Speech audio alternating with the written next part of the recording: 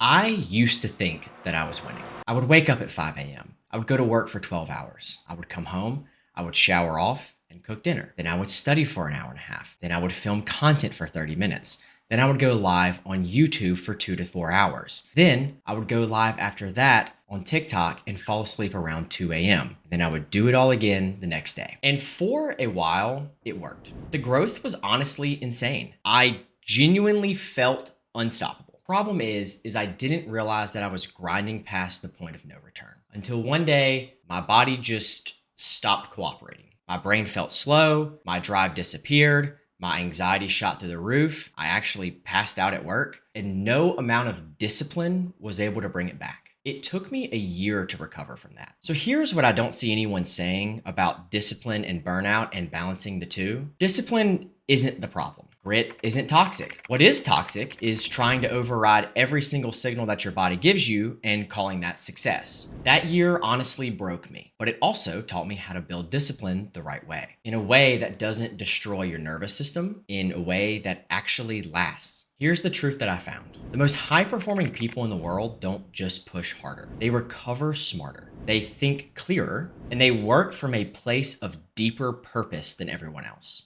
That is what I'm going to show you in this video. Seriously, this is going to be the best 8 to 10 minutes of your life. You are definitely going to want to hear this. 2 times it if you need to. So have you ever noticed how we treat rest like the enemy in our society? I have a feeling we can probably blame this on hustle culture to some degree in what you're seeing on Instagram and from others. Don't worry, I'm not a complete hustle culture hater. I'm just saying it's got a degree of toxicity to it, in my opinion. But do you ever feel like you're grinding every single second, but you still feel like you're falling behind? I genuinely felt like that too, and have for many years. I'm sure you can relate. There's a really interesting study that was done on elite violinists that I want to talk to you about. So researchers took 2 groups of violinists. They took good violinists, ones that are, doing very well in their careers, and then they took elite top performers. They wanted to know the difference between the two. The original hypothesis was that the elite violinists had done well over 10,000 hours, we've all heard that rule, and that they absolutely practiced more than everyone else. The researchers were quite stunned when they realized that wasn't the case at all. In fact, they put in less hours a day than the average violinist. What the elite violinists did that was different was they practiced in short, focused blocks. Think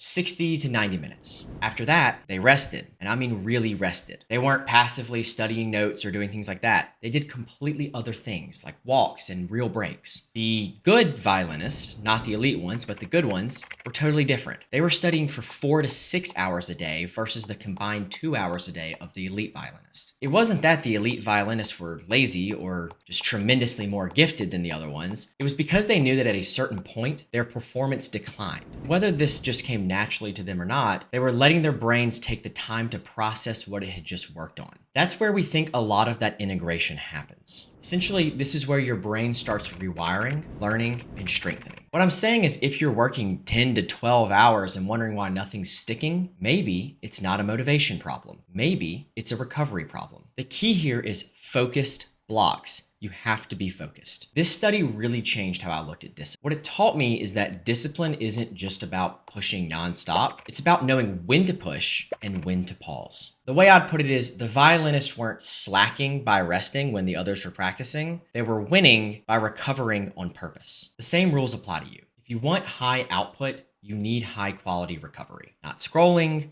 not numbing yourself with whatever dopamine hit you can. You need actual rest, you need walking, you need sunlight, breath work, whatever you want to do, or just doing nothing and letting your brain catch up. Use this as strategy. So let's talk about the purpose aspect of things now, because this is incredibly important and potentially the most important part of this video. When I'm talking about pushing hard, I'm not saying that doesn't have a purpose, because it certainly does. I'm in residency. I've been pushing hard in my career for a decade at this point. Day in, day out, delayed gratification, showing up and putting in long hours to perfect my craft. The difference on why people are able to push like this when others burn out is because they are clear about why they are pushing. When I burned out, I had lost clarity of what I was doing. Most burnout doesn't just come from working too much. It comes from working on the wrong thing or the right thing without any real reason. Yes, you can white knuckle your way through a brutal week or maybe a few months. But if the thing that you're grinding for doesn't light you up in some way, if there's no real vision pushing you, your body and your energy knows. It knows that you are forcing something you are not aligned to. This can be more complex than you think because I've been there, like I've said. In medical school, when I burned out, I had goals. I thought I was chasing purpose. Part of it, though, I realized I was chasing validation. And the social media aspect of it, I was chasing growth for the numbers and not for my mission. That's why I'm able to do this so much better now. I love what I'm doing. Even worse, when your why is weak, your energy eventually reflects that and people will notice. So what I'm trying to say is the people who sustain effort for years, the ones who actually thrive under pressure, they're not superhuman, although we look at them that way a lot of times. What I see is that they are deeply connected to the why of what they are doing. Their work almost feels like an extension of who they are. They fully embody it. So if you're feeling drained, unmotivated, or burned out, don't just push harder. You need to step back, see the whole forest, and ask, what am I building and who am I becoming? The answer to that will tell you if this grind is worth it or if it's costing you too much. This topic always makes me a little philosophical, but I genuinely want you to think about what you're doing with every moment of your day as much as you cognitively can. You're going to die one day, so don't waste it doing things that you hate. There is going to be a lot of nuance. I just don't believe that you were put on this earth to work all day in a job you hate and then die. Maybe that'll make a good journal prompt for you. So on a change of note, let's move on to something that I talk about a lot and that is going to buy you so much time in your life and so much happiness. It's the concept of radical effectiveness. Now, some people seem to hate it when I use this term, but if you're watching this, I have a feeling you're very smart and you can figure out what I mean here. It's a very simple concept, and the concept is getting incredibly good at what you do. People who are radically effective get done in 4 hours what most do in 12. I want you to think about that. Imagine how much time that buys you in the course of a week or a month or a year. That's that new business that's going to break you free from the job that you hate. Improvements in your relationship, more time with your kids, more time with your family and friends. It can change your life. People who are this effective aren't magical. They just know how to train it. First and foremost, they understand the task and they start immediately. Remember that. Next, they don't bounce between different tabs and tasks, and they don't second guess themselves for 30 minutes. They lock in, they get it done, and they move on. Here's why that matters. When you become more radically effective, you buy yourself something that is way more valuable than willpower. Time. If you are slow and if you're distracted or constantly procrastinating, that work will follow you. It still has to get done. It'll follow you into night, into your weekend, and into your sleep.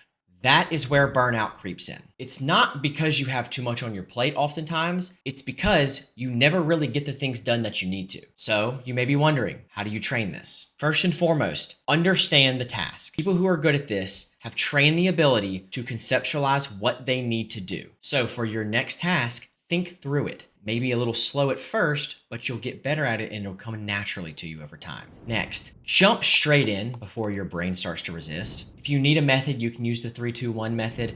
Literally just start counting down 3, 2, 1, and then just do it. Just jump up. Jolt your body off of the couch. It helps. Another concept that can help with that is the rule of 2 minutes. If you just say, I'm going to do this task for 2 minutes, you probably won't stop. To explain that a little bit further, if you think it's going to take you 30 minutes and you really don't want to do it right now, say you're going to do 2 minutes of the task. Once you've started that task and initiated it, you'll likely follow through. Now, I say this all the time. Focus on that task. Don't multitask. Multitasking is a lie with pretty much all cognitive work. Yes, you can take a phone call while you're doing the dishes. That's fine. But if you're trying to do something important, don't multitask. Now, something that I talk about a lot is another way to actively train this skill. And it's hard. So if you do this, drop a comment and let me know because I'll be very impressed. But it is practicing a method called dual in back. Don't worry, this is how you spell it. This is one of the most effective tools I have ever used to sharpen my focus and build my working memory because that is essential for improving your effectiveness. It rewires how fast you can process things, how long you can sustain your attention, improves your working memory, which is the ability to hold certain things in your brain at the same time. Honestly, it requires grit to push through, and it trains your brain not to flinch when a hard task is in front of you. There are apps for this, there are websites for this, just download one. The benefits of radical effectiveness don't just stay with getting things done. It helps to protect your energy so you can actually live your life when the work is done. So let me put this all together for you. I like to summarize things so you have a clear idea of the concepts. This isn't about just choosing grit or rest. It's about building a system where both exist on purpose. If you don't plan your recovery, it doesn't just happen. You'll either keep pushing until your body shuts down, or you'll drift, lose momentum, and you'll wonder why you're stuck. But if you design your week right, grit becomes very sustainable. Recovery becomes very strategic, and your baseline performance goes up tremendously. Here's a guide. Block off your deep work sessions and cap it. 90 to 120 minutes max. No distractions. Put your phone in the other room or put it in focus mode. Just you and that task. After that, you need to reset fully. Take a walk. Get some sunlight. Breathe.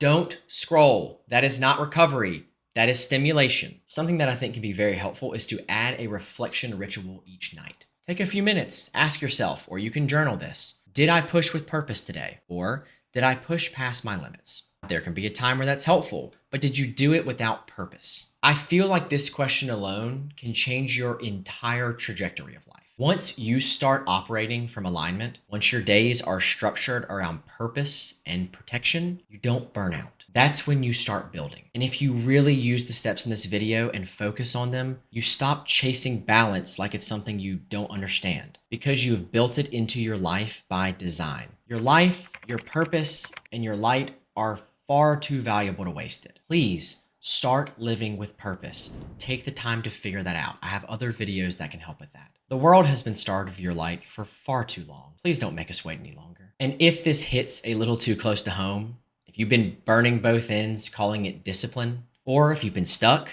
tired, trying to push through something that isn't even aligned anymore, take this as your signal to rework the system. And if you want a real, deep dive, incredibly comprehensive roadmap for that, I laid it all out in my book, From Dull to Doctor: How I Train My Brain to Thrive and How You Can Too. It's an incredibly detailed and easy to follow guide on how I rebuilt my brain, my habits, my nervous system, and so much more. Not just to function again and survive, but to genuinely thrive. The information in this book are the exact steps that I used to achieve 2 master's degrees, a medical degree, thriving social media career, amazing relationships, and living the life that I absolutely love. I even cover food, nutrition, fitness, all of the above. It's not fluffy, it's not trend-based, it is just an exact and clear framework. So grab it today if you're ready to stop guessing and start moving. I'll drop the link in the top of the description. And it would not be a Dr. Jones video if we did not end it with a challenge. So here's your challenge this week, and I want you to comment and let me know if you're gonna take it on. Work in 90-minute deep blocks. Set a timer. Plan your recovery just as deliberately. Block the socials. And every night, I want you to ask yourself, was this aligned grit and purposeful discipline, or was this survival? If you answer that honestly for 7 days straight, you will be operating at a completely different level. If you enjoyed this video and found value, please drop a like. It helps me tremendously. Please comment. It means the world and it helps me guide my next content. I do this to help you, so please be involved. And if you think this content would help someone that you know, share it with them. It's completely free. It's the least you can do for your friends and family. And as always, I'm Dr. Matt Jones. Thanks for watching, and I'll see you in the next one.